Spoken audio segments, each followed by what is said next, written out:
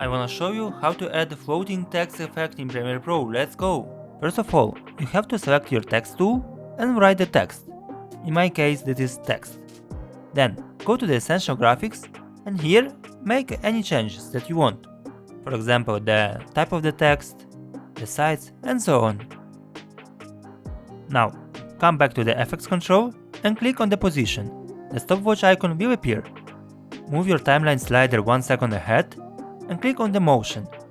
Click the preview screen to adjust the vertical position of your text. Now, move your timeline 1 second ahead and drag the screen down. Continue doing this, moving ahead 1 second and adjusting the vertical position of your screen. Perfect! To smooth this effect, you have to select all stopwatch icon. Right click of the mouse, temporal interpretation is in, again. Right click of the mouse, temporal interpretation is out. Everything is ready, let's see the result. Help to grow this channel, put your like and subscribe.